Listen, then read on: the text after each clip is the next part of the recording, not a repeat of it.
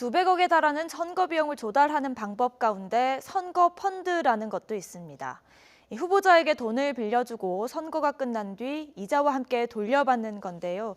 최근 한 후보의 펀드는 1시간 만에 완판됐습니다. 이렇게 인기가 있었던 이유는 무엇일까요? 염혜원 기자가 알려드립니다. 원금 손실의 부담은 있지만 요즘 같은 저금리 시대에 각광받는 금융상품은 바로 펀드입니다. 정치권에도 최근 1시간 만에 완판 기록을 쓴 펀드가 등장했습니다. 바로 더불어민주당 문재인 후보의 대선 펀드인데요. 당초 목표 금액은 100억 원이었는데 정확히 61분 만에 3배가 넘는 329억 원이 모였습니다.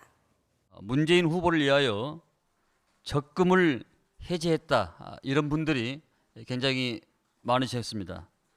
특히 민주당과 문재인 선대위의 기운을 북돋아주고 싶었다 하신 분들이 굉장히 많았던 것이 굉장히 많게는 1억 원 정도를 넣은 사람도 있다는데 정치적인 지지의 의미도 있겠지만 다른 이유도 무시할 수는 없습니다.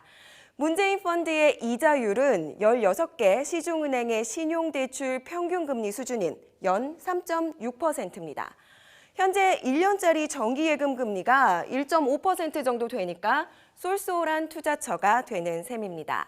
사실 선거펀드는 펀드라기보다는 후보자가 가입자에게 차용증을 쓰고 돈을 빌리는 겁니다.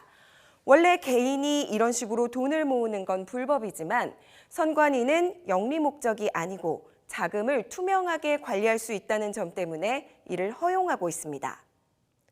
선거펀드가 처음 등장한 건 지난 2010년이었는데요. 유시민 전 장관이 경기도지사 선거에 나오면서 유권자 5,300명이 3일 만에 41억 원을 모아줬습니다.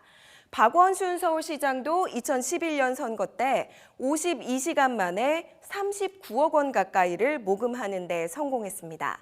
이후 지방선거와 총선, 대선 때마다 후보들의 펀드 조성이 잇따랐습니다. 이렇게 유권자들에게 돈을 빌린 후보들은 모두 잘 갚았을까요? 득표율이 15%를 넘은 후보들이야 선거 비용이 전액 보전되기 때문에 큰 문제가 없었습니다. 하지만 지난 2014년 제주도 교육감 선거 후보자는 낮은 득표율 탓에 선거 비용을 다 못 받게 되자 개인 파산을 신청해서 유권자들의 돈이 꼼짝없이 물리기도 했습니다. 이 펀드를 만들고 싶다 하더라도 이 득표율이 최소한 10%를 넘어가야 절반을 돌려받을 수 있기 때문에 지금 현재 지지율이 상당히 10%에 못 미치고 있기 때문에 펀드를 만들려고 해도 사람들이 들어가질 않는 거죠. 이유는 다르지만 문재인 후보도 5년 전 대선에서 펀드로 모은 자금 300억 원 가운데 2억 원 정도를 아직 돌려주지 못했습니다. 가입자가 연락이 닿지 않거나 상환받을 계좌번호를 잘못 쓴 경우입니다.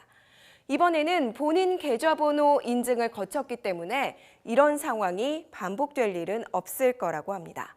YTN 염혜원입니다.